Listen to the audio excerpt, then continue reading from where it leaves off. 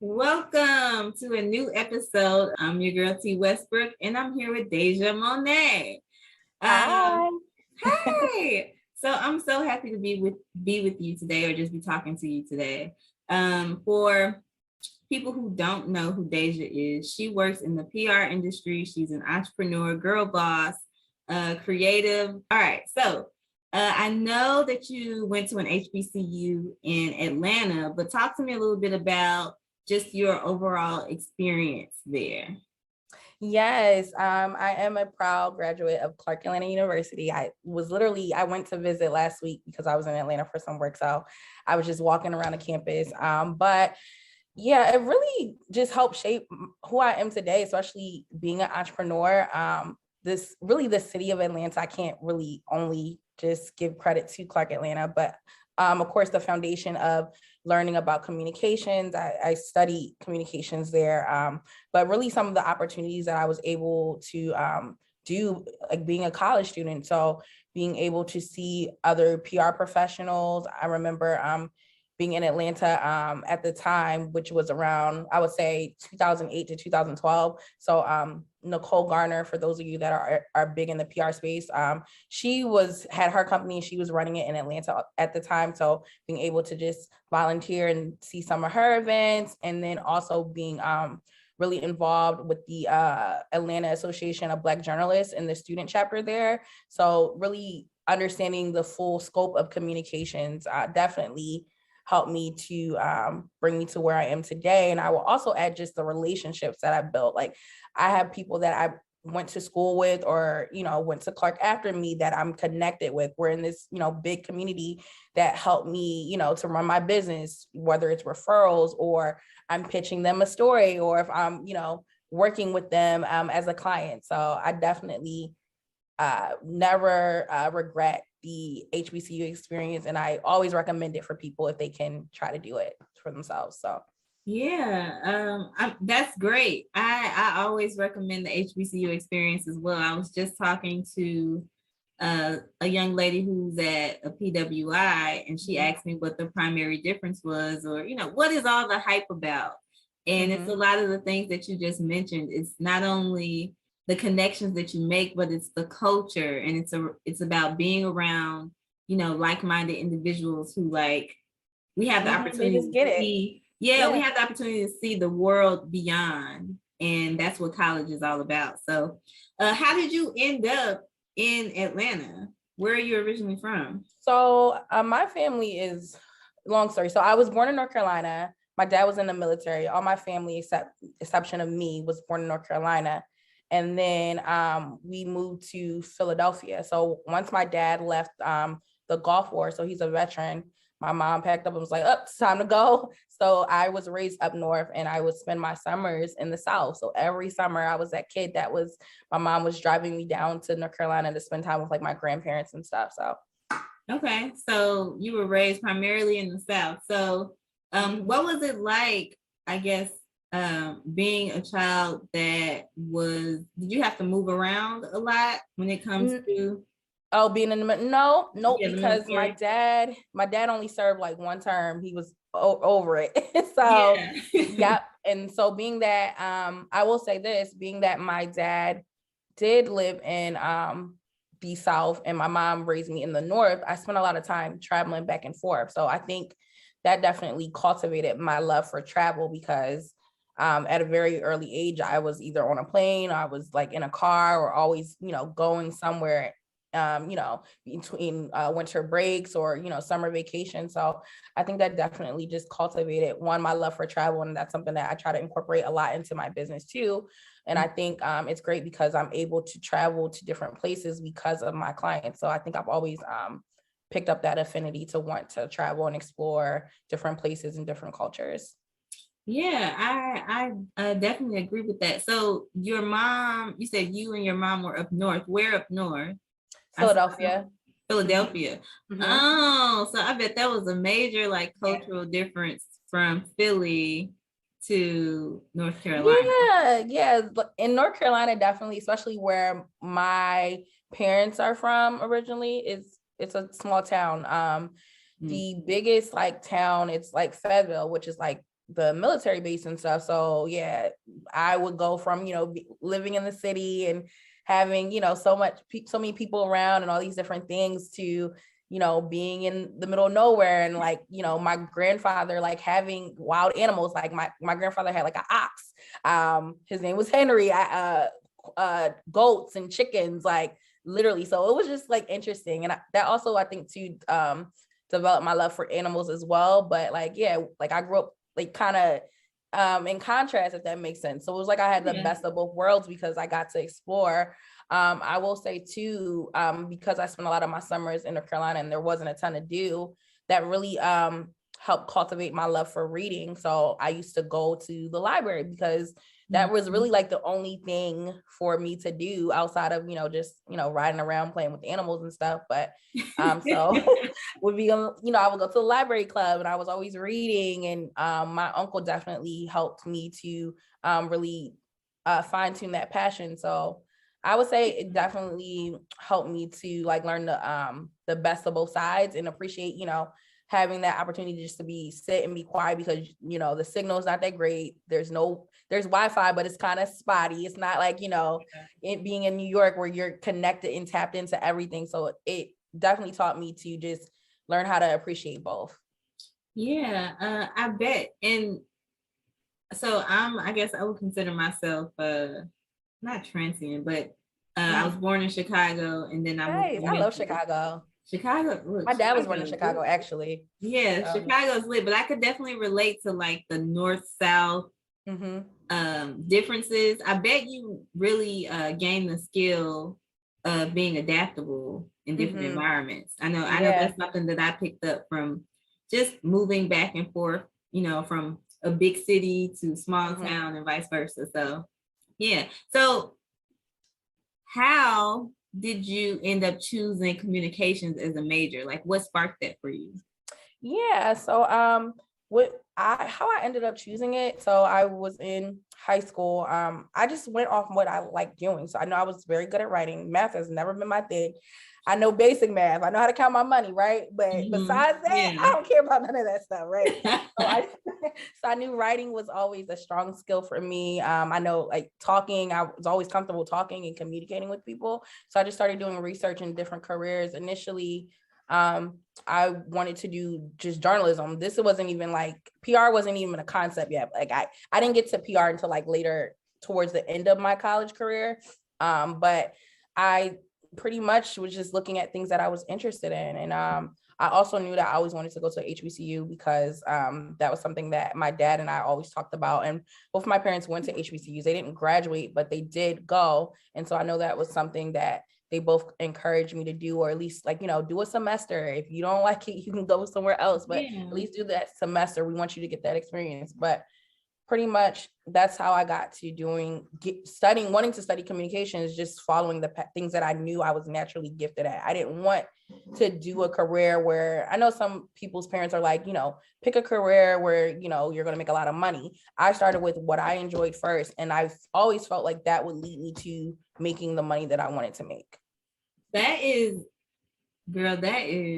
so, it's so interesting because that's the opposite approach I took in college. So I have a degree in accounting. So nice. My parents, neither one of them went to an HBCU and they had some college experience, but I wanted to go to school for dance. And my mom was like, hell no, you need to go to school. You need to go to school. And if you're going to go to school, it needs to be something that you can make money from. And I didn't realize like what you said about doing what you love first and the money will come until later into my adulthood. And that's like such an important message, right? Because if you build up like your skill set and what you're passionate about early on, then eventually the money will come, because money comes from like your expertise, your experience, your I had skills. to, deal with that lesson too, because even with communication, it's so diverse and vast, right? Like, by the time I graduated college, like, this was like around 2012 to give context, social media marketing and digital marketing, all that stuff was like, becoming really popular. So I had a stint in where I was doing a little bit more digital marketing than PR, and I didn't really like it. And I learned some hard lessons because of that. So what I were think you everybody doing in does that. digital marketing? You said what? What were you doing in digital marketing? I was doing social. So first, my very first job. Let me back up. My very first job out of college was I was a copywriter. So I was working at a smaller agency in right outside of Philadelphia, and I was writing website copy for small businesses like mom and pop places. And it was okay. The company, right. And then I was like, you know what? They were doing layoffs and things like that. This is my first job out of college, whatever. So I decided to apply to, and I was trying to apply to other stuff, but it just wasn't landing. So I applied to another position within the company, and I was doing more so search engine marketing. Hated it, but it landed me to going to New York eventually, which kind of like catapulted other things in my PR agency. So I had always started my PR agency right after I had finished grad school. So I finished grad school in 2013. So I was doing my PR agency, doing a copywriter at this horrible job, and then transitioning into another place because I was like, okay, I just don't want to get fired. And they ended up doing stuff I like the writing part. I really didn't like the search engine marketing part, but I stuck with it and it landed me. It's a long story, but I ended up going to another agency in New York to do the same thing, and I hated it, and I ended up getting fired from it. So, which from the SEO stuff, right? From not doing what I love to do. So that's why I always tell people, if I could go back in retrospect, don't take a job just to take it, because like sometimes like it's your passion that's going to sustain you and fuel you through all those things. So like I learned that lesson, and regardless, even though I started off doing what I thought I wanted to do, but yeah. But again, that's all about the creative journey, right? Because whether you're an entrepreneur or you're going into corporate America as a creative or anybody with the skill set, it takes a while to figure out, okay, I'm interested in this, but this is not fun. I'm interested in this, but I'm not good at it. It could be anything. So it just takes a while. And that's why the journey is so, important. Right. Okay, so let's get into it. So did you have any internships when you were at Clark, or how did you transition into talk about it because it's so important to have internships. So I did a few internships. Most notable ones I did. So and this is why I encourage people that are in college now to be innovative. Just because you don't see a position on a site, if you really study your craft, you're passionate, things will line up. So one of my internships that I created that was not even like on a site anywhere, I was being mentored by at the time, the director of promotions at Atlantic Records in the Southeast Division in Atlanta. She was a graduate her name is Cannon Kent. She's a graduate of Clark Atlanta University. I saw her years ago, like on a show, and I recognized her. And that's when I started, like, my mind started turning about like doing PR and stuff. And so when I saw her at we have this event called like Pause the Clause. And so it's like, connecting alumni with current students. And I was just talking to her, and I was just, having a really engaging conversation with her. And she was impressed. And she was just like, we don't have like an official internship program, but I do need some help with a few things in terms of a few artists. And so my internship opportunities just started there. I was literally assisting her with radio promotional things with artists. So some of the artists that I was able to do stuff with her were at the time was like B.O.B. Like she would have me like set up things for like he had like his birthday celebration at the radio station. So I will be doing like random things like grab balloons, like put these balloons together. She had like a listening party. So she was like, get some of your friends. I need help with this. So she really like gave me opportunities to kind of hone my craft more so on the event side of PR and music, even though I'm not like heavily in music as much anymore, but I still use those skills.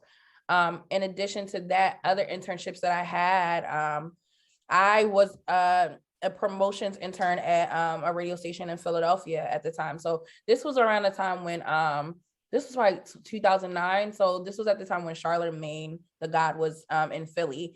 And so he had a show. See the God. Yep. Yep. So he had a show. And it's just funny too how things work, because again, I was leveraging my network and connections. I had met him before. I didn't intern for his show directly. I interned for another show, but just leveraging my connections. I wasn't supposed to even have the internship because I was supposed to have it for credit. But again, I figured out a way. So CAU Clark Atlanta's motto is find a way and make one. I made a way to get those papers signed so I could intern and do what I wanted to do.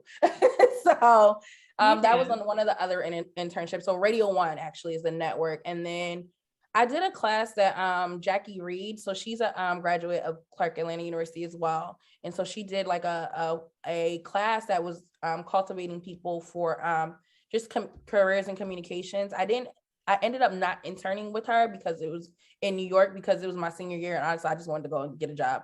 I wanted a job to make money. So I was like, I don't want to go to New York and try to figure it out. Not just yet. I ended up going to New York later on in life. But I'm trying to think what else I did. I was really active on the campus. So there was like a radio station that we had. So I would intern with them. I did stuff with the school newspaper. And then also, I was president of the Association of Black Journalists student chapter at my campus. So those are like some of the different internships that I did. And then even in high school though too, because I forgot. So I was in a pre-college program. And so I would have like a summer internship like every summer that I got paid for. So I've always been interning for like a while actually, before I even started, like, you know. Yeah. That's amazing, especially being that, well, in the Black community, a lot of times we don't even know internships exist, or like the possibilities are endless when it comes to those opportunities. So it's like the fact that you not only created opportunities for internships, but you can get started in school. So when you're in college, like working for the radio station, like you said, or the newspaper. Even in high school now, though. Yeah, even high school. Yeah. And they pay now. Like, that's another thing too. You said what? I said, and they pay now. So my high school internships were paid because I was a part of a college prep program. Some of I'm trying to think. Most of my internships in college were not paid, but nowadays they're paid. So that's interesting. So my first internship was there's an extension of the Boys and Girls Club called Girls Inc. Oh yes, so, I'm familiar with Girls Inc. So my first internship was doing like a dance program for Girls Inc. And then in college, all my internships were paid. The opportunities are out there. So if there's anything that you hear when it comes to this particular episode, it's like create your own opportunities. And if you're in college, you need an internship like yesterday. And you need more than one, to be honest. So let's fast forward a little bit and talk about your journey into PR. So you said when you were in college, you had an idea of where you wanted to go, and you soon realized that wasn't the direction that, made you happy in a sense. So how did you end up in PR? And talk to me more about the company that you started in your journey as an entrepreneur. Yeah, so in college, I was just studying communications, radio, TV, film. I did take a couple PR classes.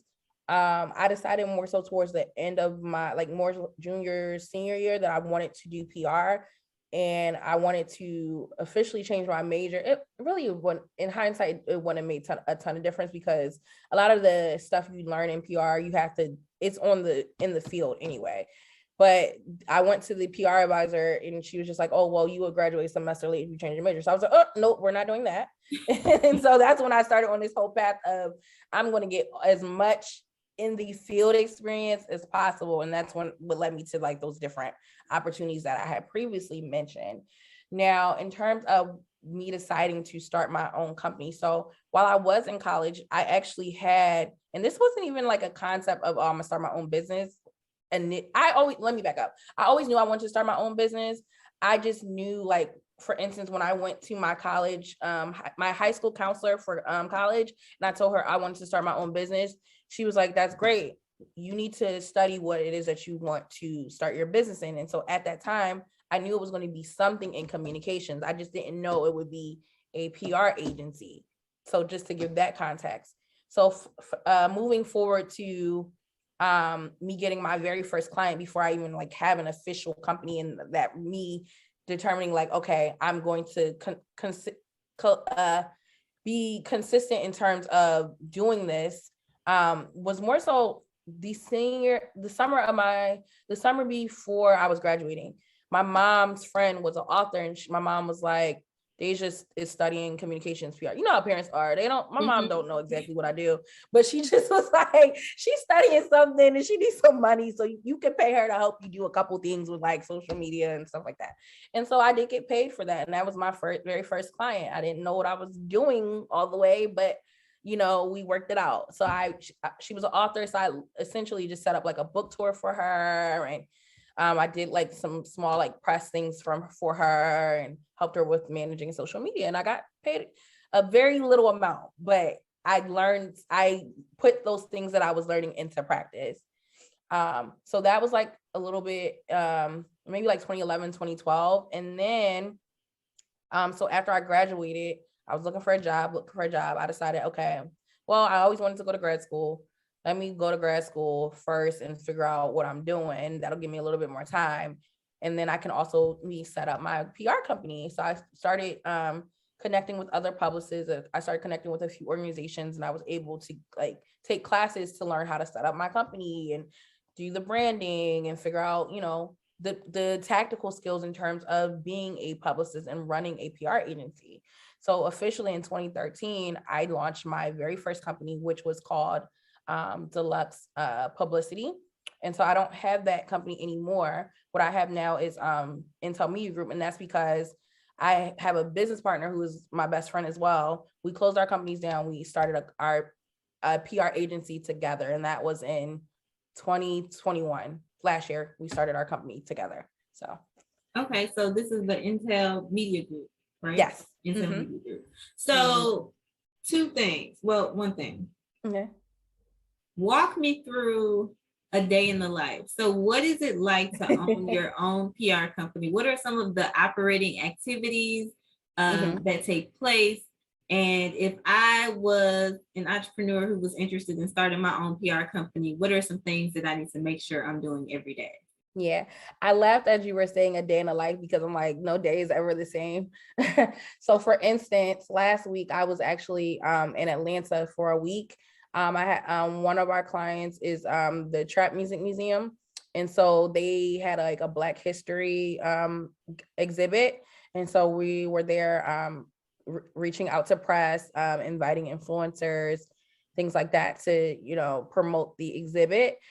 So what that looks like is more so like a satellite office. We usually work out of the Gathering spot in Atlanta. So I'm all about, supporting Black businesses. So we usually work there. We're meeting with our clients. We're going through what the day is going to look like. I'm calling press. So depending on what's going on, sometimes I'll reach out to like local press. So I'm calling press. We do have a team member in Atlanta. So our team is small, but we're growing. We have a team member there. So I'll have her come and assign different things to her, but a lot of it is just emails and phone calls, to be honest. The strategy piece, of course, we're brainstorming and figuring out ways to make our client's story as interesting and as enticing as possible, while keeping the integrity in terms of what the elements of that they have in mind. And that's pretty much it in a nutshell. And then the event. So it's, networking, connecting with different people, doing follow-ups, with media, making sure like, hey, like, here's the information that you need. Thank you for coming. They might, say, hey, like, I want to do a follow-up conversation with your client. Can you set that up for me? So it just depends, but that's like a general day. Now, when I'm not traveling, it's more just admin stuff. So I'm meeting with clients on a weekly basis, reporting. So giving them like activities in terms, some of the boring stuff, right? So this is what we did this week. This is where we are. Setting up press interviews, things like that. So, okay. So, from a entrepreneurial perspective, or from a client perspective, if I wanted to pitch my business, or a story about my brand, what are some key things, or let's say, what's one key thing that you need to remember or a tip that you would give to business owners?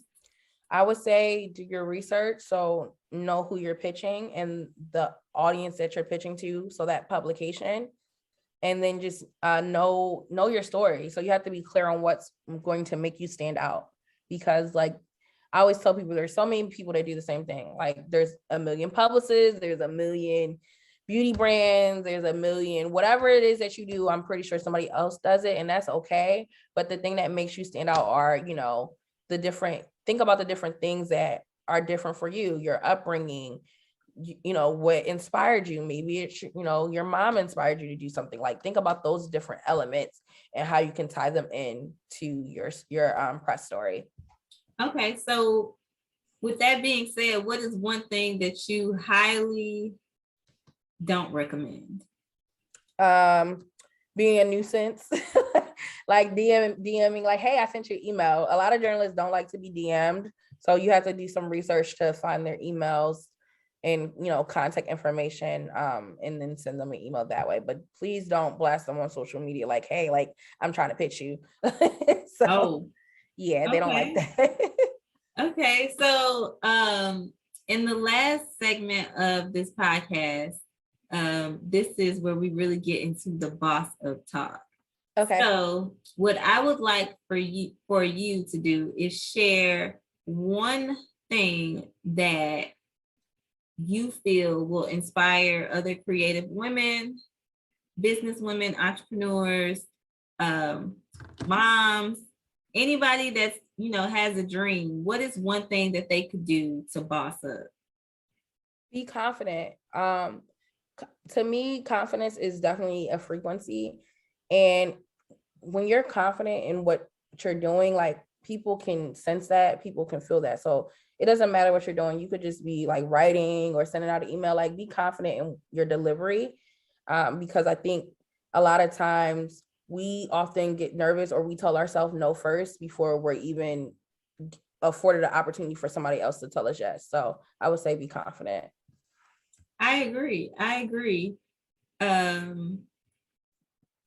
As a Black woman coming up, I suffer with what a lot of people know to be imposter syndrome.